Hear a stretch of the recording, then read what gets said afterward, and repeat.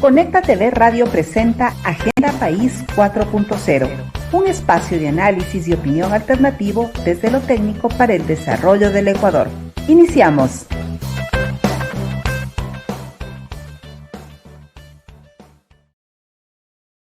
Muy buenas tardes con la audiencia de Conecta TV Radio y Agenda País 4.0.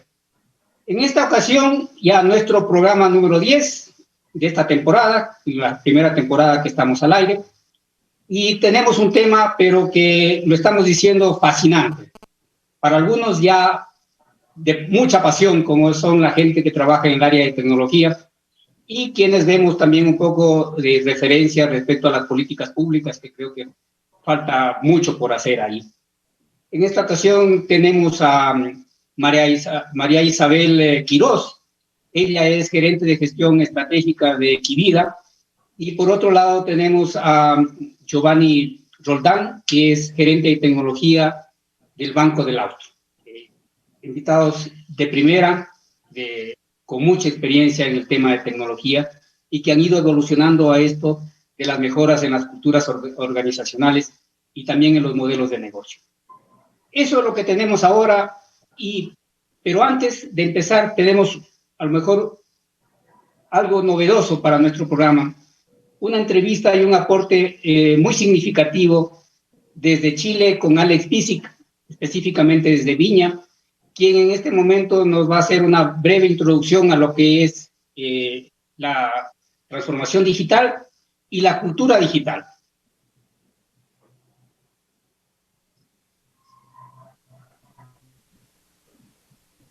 Creo que como todos pasé por un momento de confusión, ¿cierto? Donde hay tanto estímulo, tanto que aprender, tantos libros que leer, tantos foros a los cuales ir, hay tantas versiones de todo, hay tanto cambio, digamos, pareciera ser que en cada arte, en cada ciencia, en cada rincón del planeta hay una gran revolución. Tú piensas, cualquier cosa, tú te pones a hablar con un biólogo, o sea, en todo hoy día se está revolucionando, entonces hay tanta confusión que en algún momento necesité ordenar, y de alguna manera tengo una cierta inclinación por la historia, a pesar que nunca estudié historia, soy de formación ingeniero, y me gusta la historia, y yo trataba de mirar desde la historia. Yo soy convencido que las oportunidades vienen de la historia, y mi pareja, que tú la conoces, Susana, es historiadora, entonces ella me decía que yo era un determinista histórico, yo no sabía mucho qué significaba eso, digamos, hasta que un día, entre tanta serial de Netflix, y verdad, el serial de Netflix conversando historia con ella, yo logré ordenar mi cabeza, y yo siento que en la edad media, por ejemplo, ¿cierto? El ser humano necesitaba ser sumiso para ser exitoso. En la edad moderna necesitaba ser aventurero.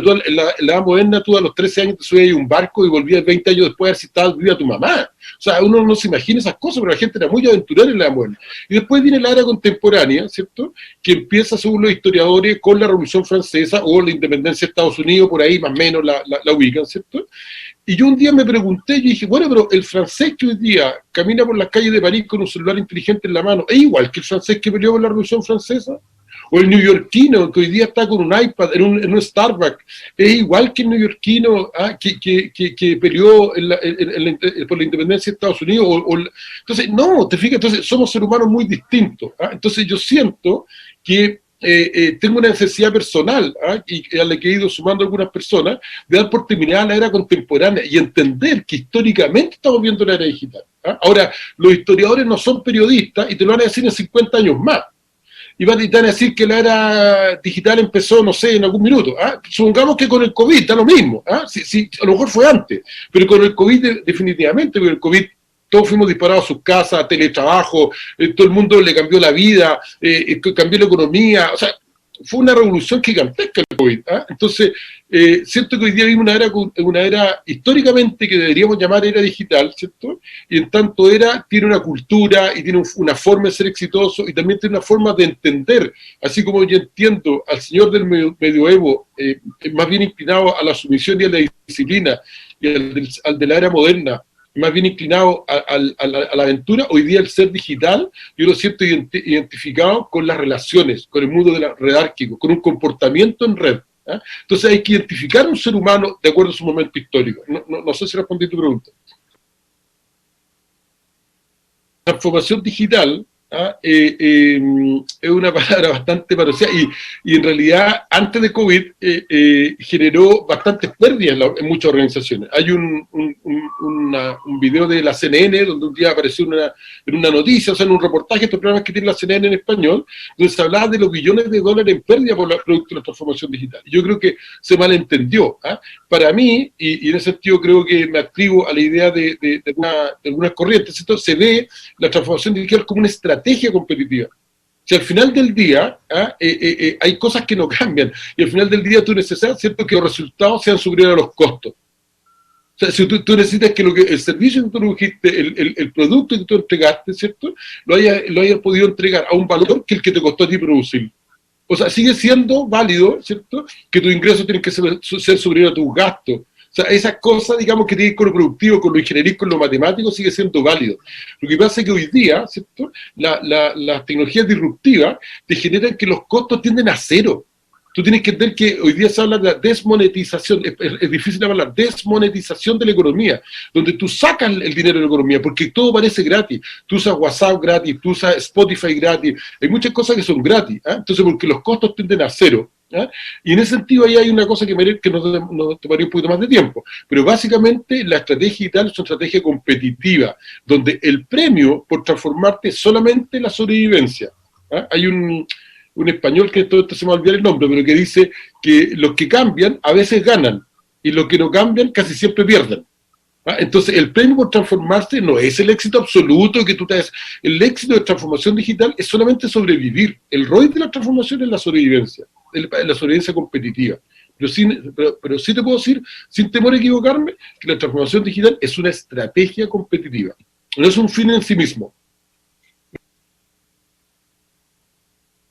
Tú dijiste una palabra muy buena que es situarse, ¿cierto? Entonces, lo que pasa cuando yo me sitúo en un mundo que es muy virtual, donde hay redes sociales, donde la gente habla sobre muchas cosas. Entonces yo no puedo sentir que esta sociedad digital que estamos armando entre todos es solamente tecnología. Por supuesto que la tecnología es el pilar, porque nos dispara a todo, pero precisamente producto de la misma tecnología existen las redes sociales y la gente se agrupa y empiezan a aparecer movimientos y formas de pensar. Entonces tú no puedes distinguir hacer una transformación digital basada en la tecnología sin entender el mundo de la ecología y lo que esa gente va acumulando como poder también y que va empujando las decisiones a un cierto sector, o el fin de la discriminación. O sea, mira hoy día lo que está pasando en Estados Unidos, con todo el movimiento negro, ¿cierto?, del racismo, que dice, no más. Y nuevamente, pero ahora surge nuevamente con más impulso. ¿Por qué? Porque cuando tú peleaban antes contra el racismo, no existían redes sociales. Entonces la propia tecnología te genera un nuevo desafío, que es cómo integras y cómo terminas con el racismo, cómo terminas con la equidad, qué haces con la equidad de género. Las mujeres no quieren el mismo trato y se pueden coordinar y pueden generar movimientos. Entonces hay ciertas cosas que van acompañando la tecnología y que transforman la tecnología, ¿te fijas? Entonces no es solo tecnología, pero también es solo tecnología, es como contradictorio. Pero hay que entender esta sociedad digital al menos desde tres lugares: desde la tecnología, desde la equidad y desde la ecología. Al menos como tres cosas para entender qué significa situarse, como dices tú. Eso por una parte. Y lo otro, que todo esto, al final del día, tiene que ver con la satisfacción del cliente interno-externo. O sea, yo insisto, que a mí, más allá de los problemas que pueda tener, a mí Uber me da un servicio que nunca nadie me lo dio. Yo hoy día llamo el auto que yo quiero y me llega en 3 o en 5 minutos a mi casa. Y yo ya me acostumbré, yo no espero más de 3 minutos. Entonces, o Netflix, que tiene muchas películas, y tú pagas $5 al mes o $4 al mes. Entonces, como ya Netflix no me es suficiente, me asocio a Amazon o Apple Play. Terminas pagando $20 al mes y tienes la historia del cine completa para ti, aunque tú veas 2 películas al mes. Pero son $20 para toda la familia. Entonces, la satisfacción se dispara. Entonces, si uno trata de sacar la transformación digital de la satisfacción de los seres humanos, tampoco está entendiendo. Porque esta estrategia competitiva es para ganarse el corazón del cliente o del ciudadano. Si tú quieres mirarlo desde la administración pública, yo tengo que meter tecnología para lograr, por ejemplo, detectar rápidamente al ciudadano que tiene COVID, después apoyarlo, hacer el seguimiento, ¿cierto? Y al final voy a tener un dato duro. Porcentaje de ciudadanos detectados, porcentaje de gente infectada, porcentaje de gente que se salvó, y los índices son mundiales. Entonces la gente te va a decir, Ecuador está mal, porque mira dónde dan el ranking. ¿Y qué es lo que hace el ministro de Salud? Está en problema, porque todo el mundo se entera por las redes sociales, ¿te fijas? Entonces, tengo que hacer la transformación del Ministerio de Salud, ¿para qué? Para satisfacción del ciudadano. Si a mí se me olvida que todo lo que estoy haciendo, toda la tecnología que estoy implementando es para servicio del ciudadano, no estoy haciendo transformación digital. Estoy instalando tecnología no sé para qué. ¿Te fijas? Y eso hay que entenderlo. Si no está conectado con la satisfacción, estoy comprando tecnología. De verdad, yo no sé para qué. Por favor. Pasa que el mundo es como es y el contexto es como es sin que nos pregunten. ¿Ah? Entonces, la US Navy nos planteó hace 30 años, qué sé yo, de que ellos describían el mundo como VUCA. ¿Ah? Traducido al español, volátil, incierto, complejo y ambiguo. La única letra que cambia es la U por uncertain en inglés y por incierto en español. Y las otras son iguales. Entonces, volátil, incierto, complejo y ambiguo. Entonces, eso es. Y eso, y mientras yo más rápido lo acepte, es mejor. ¿Ok? Entonces, ahí ¿qué es lo que ocurre? Que ese espacio genera cambios. Porque si yo tengo que administrar ese mundo y las herramientas antiguas que yo tenía ya no son suficientes y tengo que integrar herramientas nuevas, eso no es inocente del control que se tenga sobre la organización, el gobierno, el Estado, la política, lo que tú quieras. ¿Ah? Entonces, para describirte así rápidamente una zona de conflicto, ¿ah? Voy a suponer una empresa en Ecuador familiar que lleva una tercera generación que la armó el abuelo, después la administró el padre y ahora la tiene el nieto. Y el nieto tiene 62 años. Y el nieto tiene su planilla Excel, que la maneja espectacular, ¿cierto? Y le trae unos datos y él toma decisiones basadas en la planilla Excel. Y ahora resulta que su competencia tiene inteligencia artificial. Entonces él empieza a escuchar que tiene que instalar inteligencia artificial, pero él no sabe inteligencia artificial. Y se da cuenta que le está ganando el terreno su competencia y empieza a entender que algo que viene, algo del mundo VUCA, esa incerteza se le empieza a meter en la piel. Esa volatilidad se le empieza a meter en la piel, esa ambigüedad se le empieza a meter en la piel. Y alguien le habla de algo y de repente empieza a ver unos chicos de 25 años, 27 años, 30 años, ¿ah? Con el pelo verde, aro en la nariz, ¿ah? Llega una chica, digamos, con una vestimenta que él no está acostumbrado, resulta que son los grandes adalides de la inteligencia artificial. El tipo va a sentir problemas. Él no está preparado para entregarle su empresa o para poner un cargo estratégico en su empresa a un tipo de pelo verde, que sepa inteligencia artificial. Estoy caricaturizando un poco, estoy tratando de hacer una broma, pero creo que el tipo de 62 años cae en el miedo. Entonces, la zona de conflicto no tiene que ver con el acceso a la tecnología, tiene que ver con que si yo adquiero esa tecnología, requiero a otro para que me la interprete para mí y yo no tengo control sobre él, por lo tanto tengo un problema. Y ahí donde yo digo, me pasa que yo entiendo el temor del señor de 62 años. Entonces hay una zona de conflicto. Hay una zona de conflicto entre los mayores y los más jóvenes. Hay un conflicto entre los que saben tecnología versus los que no saben, porque también yo te puedo colocar ejemplo a dos muchachos de 27 o dos muchachas, donde uno sabe inteligencia artificial y el otro es periodista. Y a lo mejor el periodista dice, no, pero es que a mí no me gusta la tecnología, a mí me gustan las letras. Bueno, pero le tocó vivir una era muy tecnológica. Entonces hay conflictos entre los que saben y los que no saben, hay conflictos de edades, y administrar ese conflicto es parte de, yo diría que el 80% de la implementación de tecnología. Si yo voy a un banco, te va a ocurrir que a lo mejor el directorio o el gerente general entiende mucho lo que tiene que ocurrir, abajo en el banco también, y a lo mejor hay un sector medio que es resistente. Entonces, ¿cómo yo administro esa resistencia? Porque tampoco puedo despedirlos a todos de la noche a mañana. Entonces, ese cambio es político. Ese cambio es comunicacional, ese cambio es de relaciones públicas, ese cambio es de sembrar ilusión, porque la tecnología está disponible. Pero si yo la quiero implementar así, brutamente, yo digo, ayer compré tecnología y el que quiere aquí y el que no, voy a envuelto en un conflicto. Y voy a perder millones de dólares como lo consignaba la Naciones Unidas. Entonces, la CNN. Entonces, en el fondo creo que es súper importante entender que los procesos de transformación van de cultura, y van de líderes políticos, van de líderes relacionales, van de seducción.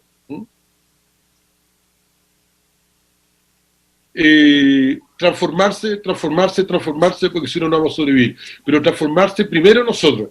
Yo creo que hay que mirarse primero y después intentar ser un aporte a la sociedad. Yo creo que tenemos mucho que cambiar los paradigmas. ¿Ah? Los paradigmas son como los lentes a través de los cuales miramos la sociedad y nosotros tenemos que primero cambiar nosotros mismos.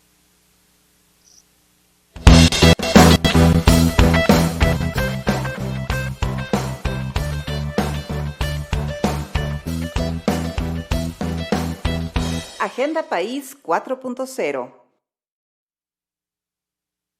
Bien, María Isabel y Giovanni, con esta introducción de Alex, un buen amigo de Chile, Y para entrar a la parte ya general, digamos así, de contexto mundial, a mí me han sorprendido los números que se manejan alrededor de la transformación digital.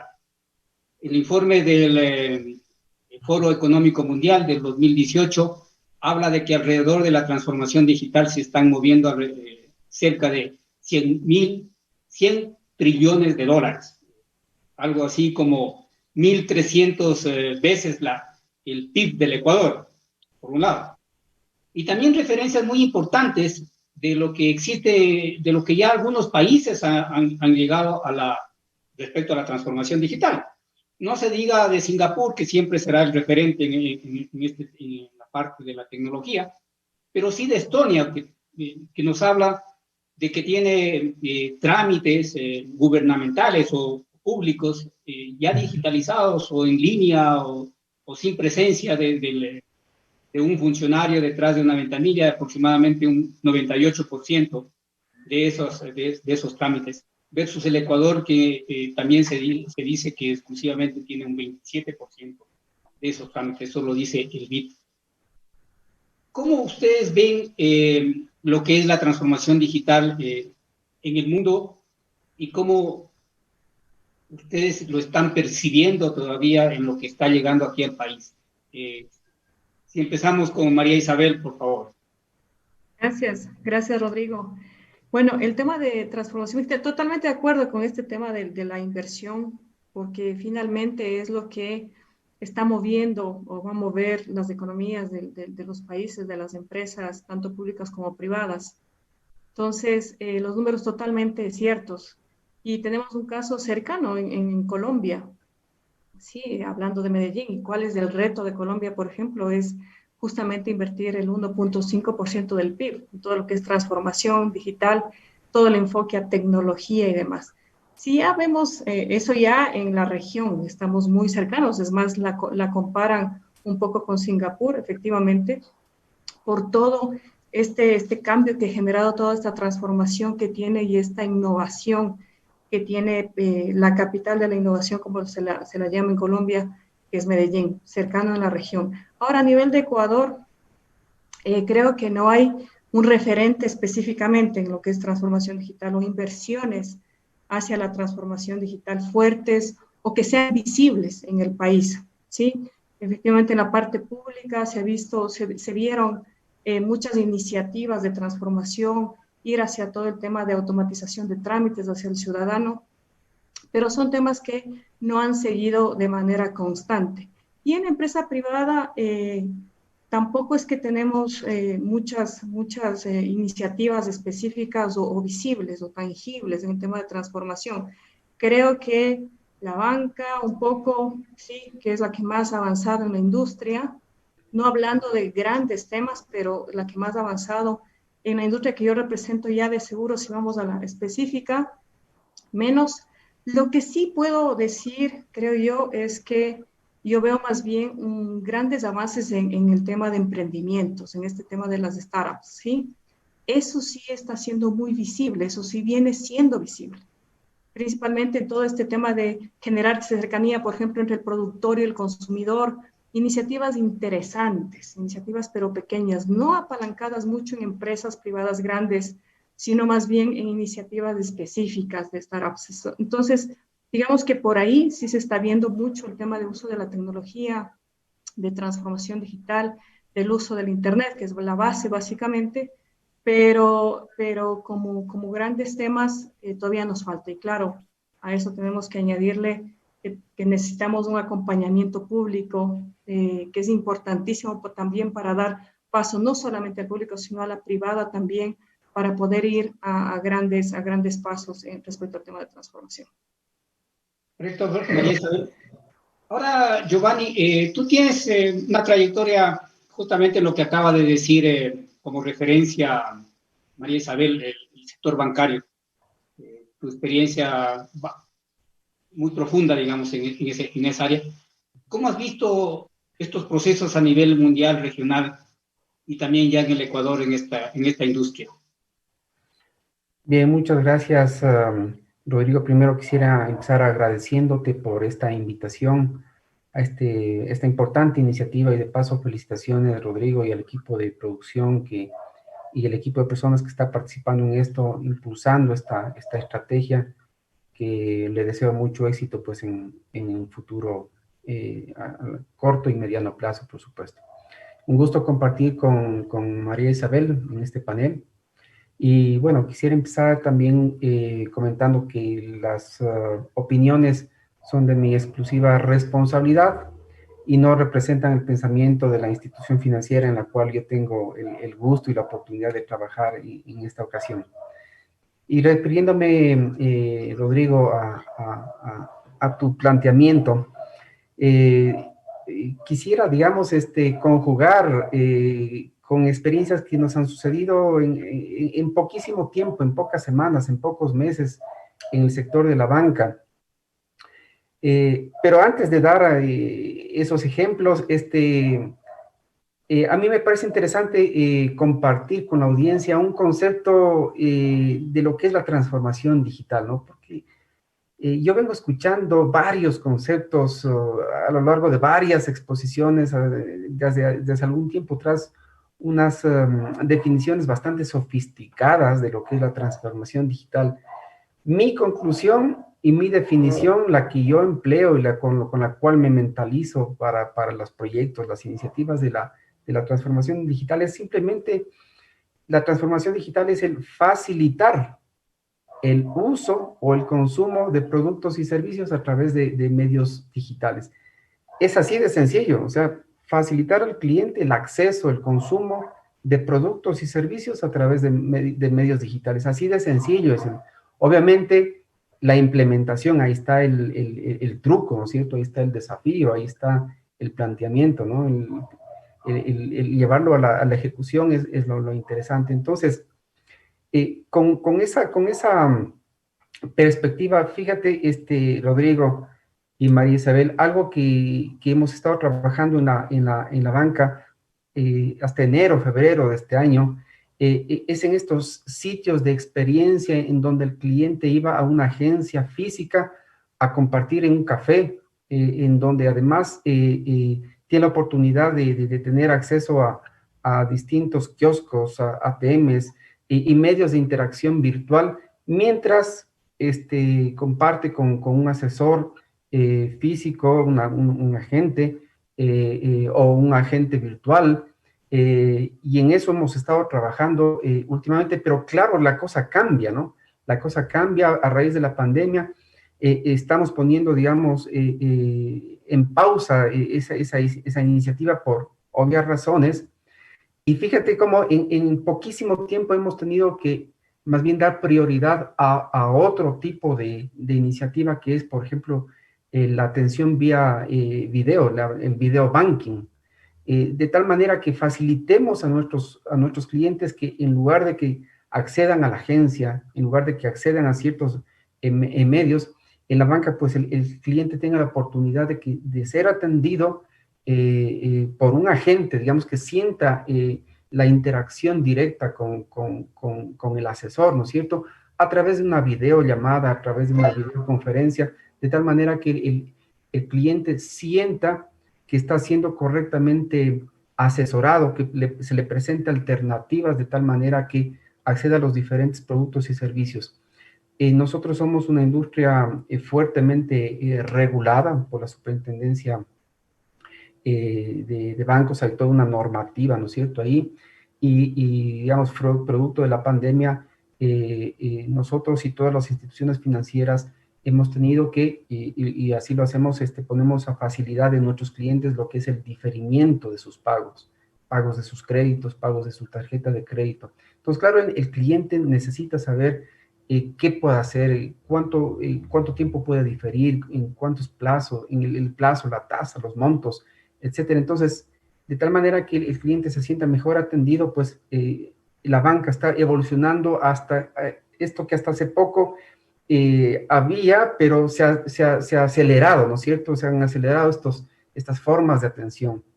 Entonces, esto que lo hemos vivido como de manera un tanto más acelerada, también quisiera ponerlo en perspectiva de que con ese concepto que yo comentaba hace un momento, de que es el facilitar el acceso y uso, eso lo venimos haciendo desde hace mucho tiempo atrás. O sea, realmente el concepto de transformación digital hoy luce como de moda, pero ya se lo vino haciendo desde hace muchísimo tiempo atrás. Yo era muy pequeño todavía, pero en los 70s, ya el tema de los cajeros automáticos en el 76, 77, 78, cuando se instalaron los primeros cajeros automáticos, ya era una forma de transformación digital, porque finalmente se le estaba facilitando el uso o el consumo de productos y servicios bancarios a través de un medio digital. O sea, esto ya viene desde los 70s. Y luego los IBRs, ¿no es cierto? La interacción a través del teléfono, luego la banca web, luego la banca móvil, etcétera. Entonces, han sido procesos de evolución y seguiremos evolucionando pues, en ese proceso, pero el tema no es nuevo, ¿no es cierto? Dentro de poco, yo estoy seguro, yo como para terminar esta primera parte de mi intervención, Rodrigo y María Isabel, y estoy seguro que en el corto plazo, hablar de transformación digital es como si en este momento a uno le dijeran, oye, te presento como novedoso el hacer negocios por teléfono. O sea, hacer negocios por teléfono no tiene ninguna novedad, pues, o sea, ya en los años 70 probablemente fue novedad, pero hoy día es algo absolutamente natural. Siempre hay algo que está involucrando aquí las políticas públicas, y eso fue el caso del gobierno anterior, en que se creó una secretaría, me parece que fue sobre procesos, y que yo lo vi en ese momento era documentar los procesos, pero no precisamente apalancarse mucho en el tema del uso de la tecnología, y eso esperábamos. Entonces, ahí, muy corto, tal vez usted, la visión de estas directrices que desde mi perspectiva está faltando aquí en el país para que esto definitivamente impulse, porque, cierto, Giovanni, o sea, existe, lo tenemos, pero hay algo que necesariamente nos empuje. Lo dijo María Isabel, el caso de Medellín, sí, una política pública, aquí lo vamos a hacer, una ciudad digital, si es que no sé cuál sea el caso. Entonces, ayúdenme por favor a ubicarme acá ya un poco en la política pública para luego de esto entrar a lo que ustedes lo saben y lo saben muy bien, que son sus modelos de negocios o los impactos de la digitalización en los modelos de negocio. Ahí saben.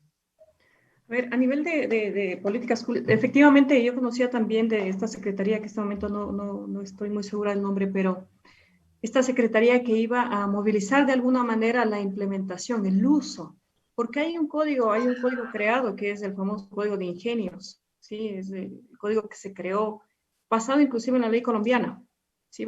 Tomó como base la ley colombiana para crear este tema de este famoso código que lo llaman de ingenios, ¿sí? Tiene algunos parámetros respecto a cómo habilitar todo este tema de la innovación, del uso de la tecnología a favor del ciudadano, obviamente, y para uso también de las privadas. Pero claro, falta ese tema de ese motivador, alguien que empiece a movilizar todo el tema del uso de este código, a perfeccionarlo, a afinarlo, porque si no, es simplemente un código que está escrito, pero que no está siendo debidamente gestionado. Entonces, no hay un impulsador del tema, ¿sí? Tenemos eso, hay otras leyes específicas, por ejemplo, la ley de datos, que también han sido un poco acompañando para todo este tema del manejo de la información del ciudadano, y eso también transmitido a la privada. El tema, bueno, de firmas electrónicas, todo eso que ha ido acompañando, pero finalmente no hay esa concentración, como lo que sí hay, y ahí veo, por ejemplo, la gran diferencia, y cito nuevamente el tema de Medellín. Ellos fueron nombrados como un centro de innovación, el centro de la cuarta revolución industrial. Sí, así de catalogados están. ¿Y qué es lo que tienen ellos? Un City Lab. ¿Qué hace este City Lab? Lo que hace está justamente promocionando y está gestando leyes, ¿sí? Para que den el movimiento, no solamente a Medellín, sino a nivel de país, ¿sí? Están ellos con varios profesionales, gente de todo tipo involucrado en gestar estas políticas públicas a favor además de que es todo un laboratorio de uso de tecnología para poder ir a implementar dentro del país, de la ciudad específicamente, y del país, este tema de avance tecnológico. Entonces, eso es el impulsador, finalmente, que le ha generado un cambio abismal de lo que era una ciudad como Medellín, que durante 23 años ha generado una transformación enorme con uso de tecnología, pero acompañado de estas políticas públicas. En este caso, con la alcaldía principalmente, porque ha sido muy gestada por la ciudad, no tanto en sí por el Estado, pero sí por la ciudad, pero con un apalancamiento fuerte a nivel de Estado también. Y eso es lo que acá tenemos una ley, tenemos este código de ingenios, pero no tenemos este tema de empezarlo a hacerlo vivo. Sí, y eso es lo que nos falta. Creo que eso es importantísimo trabajarlo, eso es importantísimo empezar a gestionarlo y que exista una directriz y un representante que movilice a favor del Estado y a favor de la privada. Perfecto, María Isabel. Giovanni, ¿cómo le ves acá lo que desde el Estado puede ayudar? O sea, el SNAP, me parece que se llamaba esta secretaría. Y está el Secretaría de Mintel. Administración Pública. Secretaría, y el Mintel también lo tenemos. Giovanni, tu experiencia, y tenemos muchos colegas ingenieros de sistemas en el Mintel, han ayudado a impulsar este tema de una sociedad digital, como se llama en otros países. Sí, bueno, de la Secretaría Nacional de Administración Pública, la SNAP, digamos, toda la parte de trámites pasó al Mintel, ¿no es cierto? Sí. Y yo quisiera ahí empatar, digamos, con la industria financiera, ¿no es cierto? Nosotros, digamos, a raíz de la pandemia, se expidió la Ley Humanitaria de Desarrollo Económico. Claro, y hay una serie de temas normativos para la industria financiera. Y claro, cuando uno lee esta ley humanitaria, hay una parte bien interesante que aplica tanto para lo público como para lo privado, que es el tema de agilizar los trámites y de llevarlos a un plano digital, ¿sí? La ley humanitaria, digamos, contempla eso e impulsa y da todas las facilidades para que tanto las instituciones públicas como privadas podamos adoptar alternativas digitales para facilitarle al cliente, al ciudadano, para evitar que se acerque físicamente a la institución pública o a la institución privada, para que justamente se evite el contagio y todos esos temas. Y en esa línea, yo voy a utilizar un ejemplo que probablemente no va a gustar a algún sector, pero voy a usar ese ejemplo porque me parece anecdótico, ¿no es cierto? Fíjate que justamente para agilitar estos trámites, yo tengo de manera personal la necesidad de renovar mi firma electrónica. ¿Sí? Fíjate, necesito renovar mi firma electrónica. Perdón que tengo ahí un ruido de fondo, alguna alarma por acá. Algo está molestando por atrás. Sí, bien, entonces, fíjate, el escenario es que yo necesito renovar mi firma electrónica, que es un instrumento, un habilitante fundamental para lo que estamos hablando, ¿no? Claro, entonces yo ya tenía la firma electrónica y la había sacado hace algunos años en el registro civil. Y claro, inició mi experiencia, mi vía crucis en renovar la firma digital. Entonces, claro, empiezo con que me acerco al registro civil. Fíjate, me acerco al registro civil. Dije, voy a agilitar esto. De todas maneras, me acerco al registro civil. Y dicen, no, tiene que hacer un trámite vía internet. Ok, listo. Seguro que no puedo hacer aquí. ¿Verdad que voy a renovar? No, tiene que hacer un trámite internet. Bueno, perfecto, listo. ¿Y dónde tengo que hacerlo? En la página del Banco Central. ¿Ya? En la página del Banco Central del Ecuador, ¿no? Claro, y empieza uno a darse cuenta de una serie de cosas que no tienen sentido. Por ejemplo, para hacer un trámite, para hacer este trámite que lo expide, la firma electrónica la renova el registro civil, tengo que entrar al Banco Central y tengo que adjuntar copias de la cédula de identidad, ¿no? O sea, para hacer un trámite en el registro civil tengo que adjuntar copias de la cédula de identidad y una serie de trámites más y una serie de validaciones. Se hace la solicitud y se supone que me llegará un mail al correo electrónico para la aprobación de la renovación. Ya voy una semana y no me llega el famoso mail de aprobación de la renovación. Bien, entonces fíjate, primer tema, ¿no es cierto? Ok, luego yo de todas maneras dije, bueno, a la persona del registro civil le digo, ¿y dónde pagaría, no? ¿Dónde pagaría? Me dice, aquí, en el registro civil.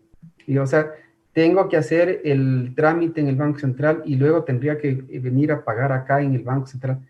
Sí, señora, así es el trámite. Fíjate, entonces, el pago, ¿no es cierto? Entonces llevamos la solicitud y el pago. Digo, perfecto, entonces pagaría aquí, bien. ¿Y dónde retiraría? Me dice, tiene que irse a tal oficina a retirar su firma electrónica, le van a entregar en un dispositivo que puede ser un CD o puede ser una memoria flash. Entonces, fíjate, tomo este ejemplo porque, claro, más allá de una política pública, es un tema de pensar en el ciudadano en tres cosas: en cómo solicitar el producto, en cómo pagar y cómo entregar. Tres procesos sencillos, ¿no es cierto? Solicitar, pagar y entregar. Y las tres cosas se pueden hacer perfectamente de manera digital. Lo podría solicitar, digamos, reduciendo todos los trámites. El pago puede ser perfectamente con una institución financiera pública o privada, perfectamente podría hacerse. Y la entrega puede hacerse por un medio digital, y por último se puede hacer por Correos del Ecuador o por alguna otra empresa que haga el delivery, de tal manera que el cliente, el ciudadano se sienta atendido y mejor en las cosas. Entonces, yo creo que la normativa está, creo que las condiciones están, está la ley humanitaria, de desarrollo económico, etcétera, pero también creo que faltan que las instituciones se pongan en los pies de los clientes, de los ciudadanos, y nos faciliten y se hagan este tipo de cosas, ¿no? Entonces, cosas sencillas, ¿no? No estamos hablando de cosas sofisticadas, ¿no es cierto? Solicitar, pagar y entregar, así de sencillos. Resueltos esos tres temas, esto que ya va, y hoy yo lo voy experimentando ya una semana, probablemente pudo haber sido hecho en cuarto de hora, en media hora, y nos habríamos evitado una serie de cosas. Perfecto, Giovanni. Yo mejor ni me engancho del caso que tú dices. Yo llevo casi 3 meses tratando de cerrar mi empresa anterior por un tema del SRI, que el RUT hasta ahora no la puedo cerrar. O sea, el RUT sigue vigente, pero sin embargo a la empresa ya la declararon inactiva, por un tema que estuve fuera del país. Y por otro lado, yo pasé lo mismo por el caso de la firma electrónica. Entonces, yo concibo que es un problema de los dos sectores. O sea, definitivamente es un problema de los dos sectores, ¿no? No está por un lado la política, pero tampoco hay la intencionalidad de la empresa privada o del sector de hacerlo. Entonces, eso me parece inconcebible.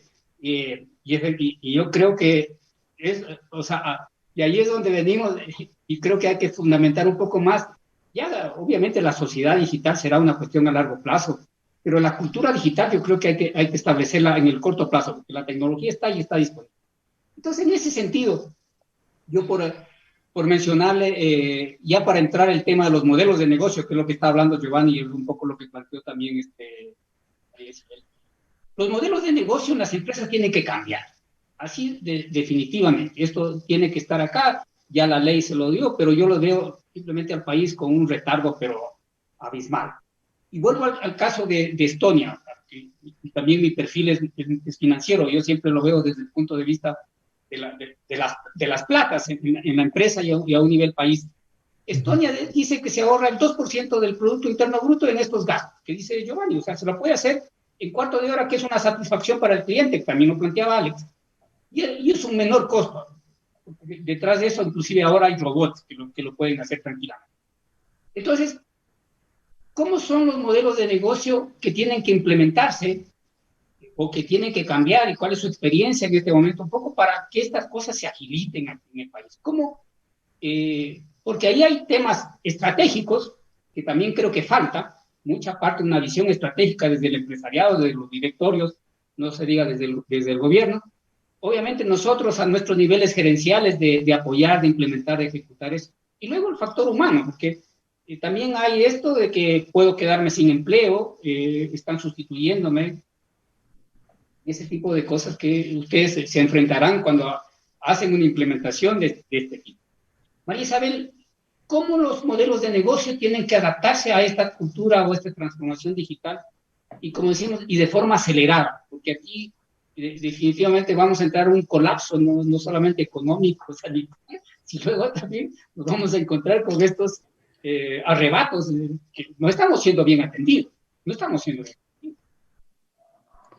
A ver, en el tema de modelos de negocios, y estoy justamente al estar como responsable del área de gestión estratégica, ese es uno de los principales roles dentro de la compañía. Y hablando de modelo de negocio, el punto clave, creo que yo que he escuchado justo en las intervenciones de Giovanni y las tuyas, el centro es del cliente, y ese es el tema que tiene que ser fundamental. ¿Sí? El centro del cliente, el tema de declararlo como foco en el cliente. Todo el modelo de negocio, todos los componentes del modelo de negocio tienen que ser enfocados al tema del cliente, porque el objetivo fundamental es crear valor. Finalmente es crear valor, y como dices tú, y ahí pues viene obviamente como resultado todo el tema del incremento del ingreso y el tema de los resultados. Y obviamente para poder hacer real toda la estructuración del modelo y cambio de los procesos, porque de eso habla el tema de transformación digital, el tema de los procesos, la tecnología, y finalmente las personas, que ahí viene el tema de la cultura. En esta trilogía es lo que tenemos que cambiar y trabajar profundamente. Definitivamente el tema de transformación digital en el modelo de negocio tiene que atacar estos 3 puntos. En la parte de personas como un tema vital, y ahí viene el tema de la cultura digital, porque tiene que estar dentro de la esencia de la cultura organizacional este tema de las competencias digitales que tenemos que tener. Ahí viene un cambio importantísimo. Porque, por ejemplo, un tema igual, como dice Giovanni, anecdótico, o no sé si les pasó, el hecho de pasar de modalidad presencial de trabajo en oficina a un tema de teletrabajo fue de un día al otro. Efectivamente, no hubo una preparación previa. No es que en mi caso, en el caso mío, por ejemplo, había una preparación o un tema de haber trabajado ya de manera virtual, de manera remota, con toda tranquilidad. Y el tema de la comunicación fue un tema crítico, ¿sí? A trabajarlo. Porque cuando uno llega a tener competencias digitales, ¿sí? Debe, por ejemplo, ser fácilmente, la comunicación debe ser la misma que es en línea que es presencial, la misma efectividad, la misma forma. Pero no fue así. Eso ha tenido que ser, fue todo un reto para la gente, para todos, para los líderes, para los colaboradores, para todos. El tema de generar estas competencias de esta manera acelerada, porque nos tocó hacerlo de un día al otro. Entonces ahí viene todo este tema de la cultura. Hay que generar nuevos comportamientos, hay que generar nuevas competencias, formar a la gente en estas nuevas competencias, en pensar en el tema de los servicios de generar experiencias, pero virtuales, que no es lo mismo que las presenciales o híbridas, ¿sí? Entre semipresenciales o virtuales. Ahora que estamos en virtualidad absoluta, crear una experiencia virtual en gente que estaba acostumbrada a presencial, ahí viene el tema del reto y ahí viene el tema de la aceleración. Entonces, para hablar de verdadera transformación digital, si bien ha venido siendo un tema de años, efectivamente, que venimos usando la tecnología, creo que la diferencia está en la velocidad. La diferencia está actualmente en la velocidad que podemos hacer esa adopción para poder hablar de empresas realmente digitales o que tienen esta aceleración digital o que han entrado en esta formulación de transformación digital. Y es la rapidez en el cambio. Alex mencionó un tema importantísimo del tema VUCA. Sí, estamos ahora más que nunca en un VUCA, que fue creado por la pandemia. Antes también, pero ahora se profundizó, se agudizó. Y ahí es donde se ve la velocidad de cambio de la compañía. ¿Sí? Al no tener desarrolladas 100% competencias digitales, porque principalmente éramos de un negocio tradicional, nos vemos enfocados en una aceleración, en tratar de que este modelo de negocio que venía haciéndose una transformación de alguna manera moderada, de alguna manera controlada, evolutiva, a que se transforme en un tema acelerado. Y tener que hacer cambios acelerados, acompañando rápidamente con gestión del cambio, rápidamente con los procesos, llevándose al mundo digital, y con las personas también, con una gestión del cambio, tratando de generar y convencer. Lo bueno es que, de alguna manera lo bueno, porque hay cosas buenas que trae también efectos como la pandemia, y es el que la gente está sensibilizada, ¿sí? En un momento diferente hay una gestión del cambio porque hay mucho rechazo, justo por lo que tú decías, se ve amenazada por el uso de la tecnología, porque me pueden reemplazar, y no lo ve como una oportunidad. Ahora sí, porque sucede que ahora tenemos que usar la tecnología para mantener el trabajo. Entonces, es muy interesante. Exactamente. Alex, perdón, Giovanni, siempre la parte de tecnología está involucrada en todos estos procesos. Y muchas veces nos ha tocado echarle la culpa dentro de las organizaciones. A mí me tocó vivir un cambio importantísimo por el año 2000 en Andinatel. Y yo era vicepresidente de negocios, y con el vicepresidente de tecnología nos pusimos al hombro la empresa para hacer un cambio radical. Y ahí era, claro, en ese momento nadie se le ocurría de que era un cambio en el modelo de negocios. O sea, lo que máximo creamos la gerencia de aseguramiento de la calidad y échala para adelante. O sea, arreglemos esto, porque ya se compró el sistema. Por esta experiencia ahí, o sea, cómo de una cosa que aparentemente es operativa, jamás la hemos visto, pasa a ser una cosa estratégica. En este momento ya ves que hay un cambio de comportamiento, lo dice María Isabel, pero eso es algo estratégico, porque yo no solamente tengo que pasar estos 6 meses, tengo que de aquí ya, eso quedó permanente, y es el nuevo estándar que va de la industria o de nuestra sociedad. Giovanni. Bien, yo había utilizado este ejemplo de mi experiencia con la firma digital para justamente destacar 3 aspectos, ¿no? Que es el tema de la solicitud, el pago y la parte logística, la parte de entrega, la parte de delivery. Entonces, ahora voy a empezar al revés, digamos, y cómo están cambiando los modelos de negocio, ¿no? Y qué ha sido así como lo evidente y lo tangible en toda esta época, y que se seguirá profundizando este tipo de cambios. ¿Qué hemos visto en esta época? La parte del delivery, la parte de la entrega, ha sido evidente y fundamental, ¿no es cierto? Hemos visto como los Rapis, los Tiptis, los Ubers, los Globos han sido fundamentales, y son compañías que se han dedicado a esto y que han permitido que otros negocios sigan subsistiendo, sigan sobreviviendo, como escuchábamos al inicio de la charla, gracias a este proceso que ha sido manejado, en donde hay alta tecnología para hacer el proceso del delivery, ¿no es cierto? Todas estas compañías que mencionamos, los Uber, etcétera, los Globos y todas estas compañías tienen muchísima tecnología, inteligencia artificial,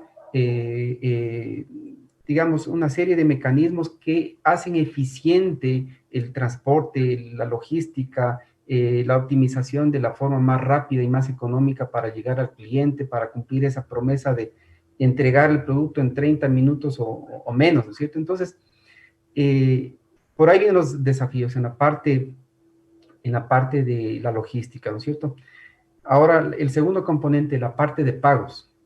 La parte de pagos ha sido otro componente fundamental en toda esta época. Entonces, nosotros hemos visto en la industria financiera cómo los comercios están integrando los botones de pago, ¿sí? El botón de pago es una facilidad para que una persona entre a un sitio web, seleccione el producto y pueda pagar a través de un mecanismo, ¿cierto? A través de su tarjeta de débito, a través de su tarjeta de crédito. Entonces, nosotros nos hemos visto un boom de cómo los comercios están integrando estos botones de pago, estos medios de pago, y ahí tenemos en el mercado en este momento varias alternativas en el país y en el mundo, que lo que buscan es facilitar el proceso de pago, ¿no es cierto? En la industria financiera nosotros vimos y monitoreamos en toda esta época y hemos visto cómo el canal web, el canal móvil, se incrementó en su transaccionalidad, y el ATM y la agencia física ha bajado notablemente, el uso del cheque ha bajado notablemente en toda esta época, ¿no es cierto? Ahora las cosas están un poco estabilizándose o cambiando o volviendo, digamos, pero definitivamente las personas ya no buscan ir a la agencia, ya no buscan ir al comercio, ¿no es cierto? Y por eso en la parte logística y en la parte de pago, ahí vemos estos ejemplos de las grandes compañías que acá también ya los estamos viendo, ¿no es cierto? Al inicio de la charla veíamos el ejemplo, se mencionaba el tema de Netflix. ¿Qué es Netflix? O sea, finalmente lo que ellos hicieron es algo tan sencillo como mejorar la logística, ¿no es cierto? En lugar de entregar las películas en medios físicos, pues lo entregan directamente a través de un canal digital, con un cobro automático, ¿no es cierto? Y con un medio de solicitar el producto de una manera muy fácil y con alta tecnología y asimismo con mucha tecnología de inteligencia artificial que permite hacer sistemas de recomendación para la familia. Si el chico ya vio esta película, ¿qué otra película puede ver? Si el padre o la madre ya vieron esta serie, ¿qué otra serie pueden ver? Estos son mecanismos de recomendación basados en inteligencia artificial que hacen que el producto sea más atractivo, ¿no es cierto? Brindar facilidades para que el producto, el servicio sea más atractivo. Y nuevamente empatando con un poquito de historia, porque, digamos, yo insisto que el tema de la transformación digital ya viene desde hace mucho tiempo atrás. Fíjate, lo digo que en el año 2000 yo ya trabajaba como gerente de tecnología en Citibank, y ahí se hablaba de una estrategia que en inglés decía el straight-through processing. ¿Qué es qué es este straight-through processing? Era que el cliente pueda hacer procesamiento directo. Los clientes corporativos y los clientes personales puedan hacer procesamiento directo ¿a través de qué? A través de medios digitales, ¿sí?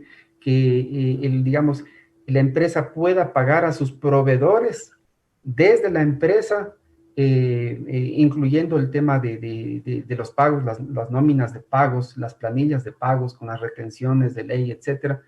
Ya hablábamos de eso, de tal manera que el cliente corporativo, la empresa, no tenga que ir donde su proveedor, sino a través del banco, pues hagan los pagos, las retenciones. Eso se llamaba el straight-through processing, el procesamiento directo, que ya viene desde el año 2000, ¿no es cierto? En ejemplo que pongo. Entonces ya han pasado 20 años de eso y seguimos viendo y encontrando formas de optimizar muchos otros procesos, ¿no es cierto? Pero en la logística, en el pago y en el solicitar el producto, como que ahí están las principales oportunidades para cambiar, para innovar los modelos de negocio. Los Uber, los Netflix. Es decir, a lo mejor eso afecta al tema de seguros o al tema de los bancos. Pero en fin, esto es lo que ya se ve, esto es lo que ya se ve. Y para esta última parte, yo les quiero pedir que dejemos planteado cuáles son las otras herramientas que vienen precisamente para esto, o sea, que ofrece la tecnología. Ya lo mencionó algo Giovanni en este momento, lo de la inteligencia artificial, pero hay muchas otras, o sea, hablemos de los vehículos autónomos, hablemos del Internet de las cosas, de la propia electromovilidad, si es que también se van a dar estos casos. ¿Cómo lo están viendo ustedes? ¿Cuál es un poquito la perspectiva desde su punto personal o desde sus empresas que están viendo a lo que se viene o a estos aprovechamientos de tecnologías a futuro? María Isabel.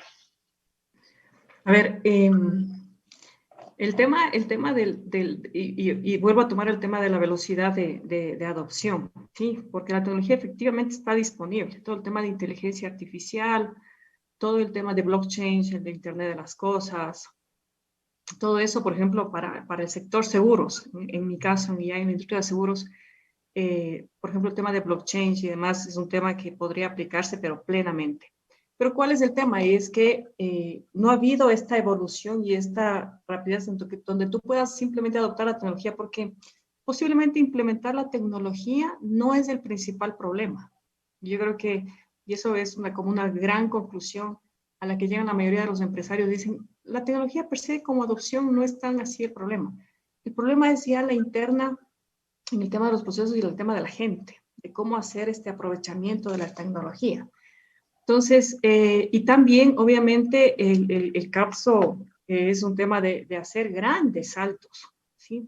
Por ejemplo, en la industria de seguros no es en sí una de las industrias que más ha tenido desarrollo en el tema de tecnología, en adopciones de nuevas tecnologías. Más bien, es un negocio más bien muy tradicional, muy de enfoque al riesgo y no tanto al uso de la tecnología. Entonces, hay una brecha importante ahí que ahora tenemos que empezar a dar saltos importantes. Ya no hay tiempo para ir en años evolucionando, sino tenemos que hacer una evolución mucho más acelerada, ¿sí? Para poder hacer la adopción y efectivamente generar valor en la empresa, porque esto es lo que va a generar valor. El momento que tú generas valor al cliente con todo el aprovechamiento de tecnología y con todo el tema que trae la nueva tecnología, vas a generar valor para el cliente y eso automáticamente va a generar valor para la empresa, para el accionista, y se va a volver atractiva.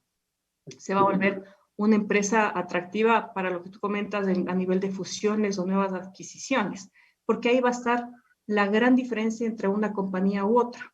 Va a estar la diferencia entre qué tan flexible es la compañía en hacer adopciones y al tema del cambio. Porque cuando hablamos de tecnología, la primera palabra que se viene a la mente es cambio. Sí, cambio constante. Porque ahora estamos hablando de inteligencia artificial, pero para eso, dice la teoría al menos, dice, primero tenías que haber usado modelos analíticos, haber entrado en este tema de usar este tipo de tecnología antes de llegar al tema de inteligencia artificial. Pero sí hay compañías que todavía estamos usando el tema de la información netamente para un tema de gestión, no para predictivos, no para cognitivos. Entonces, las brechas son importantes. Entonces, el reto es en acortarlas definitivamente para empezar a hacer uso de la tecnología de manera rápida, adopciones rápidas, con la gente preparada, con generación de competencias digitales y poder entonces llegar a ser esas empresas de valor, ¿sí? Que entran a competir en el mercado y son valoradas a todo nivel, en todo sentido, ¿no? Perfecto. Giovanni, dinos tú, por favor.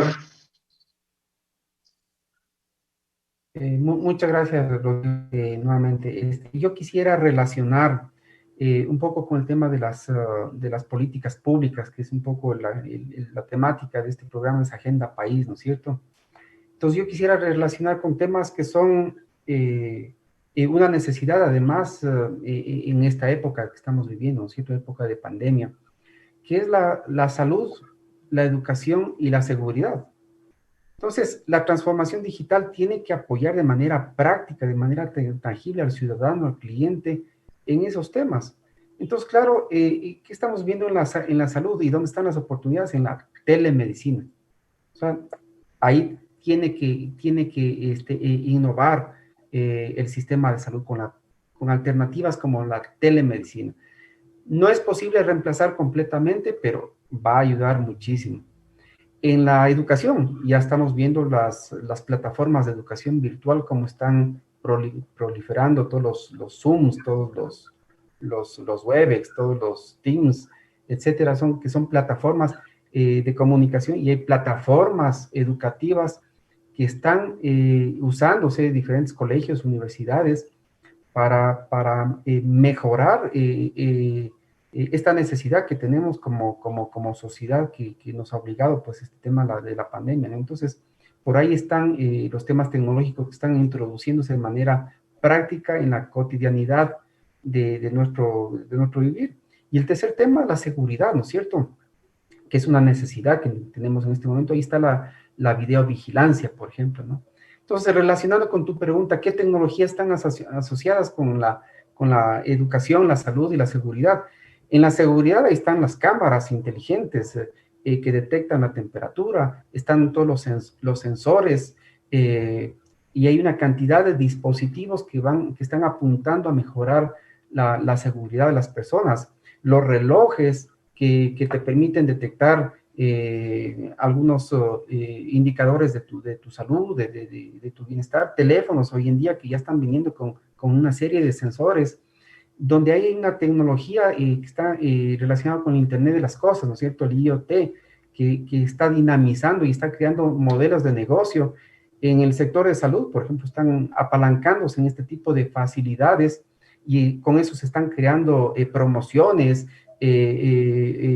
o, digamos, una serie de productos atractivos o servicios atractivos que brindan seguridad a las personas, ¿no es cierto?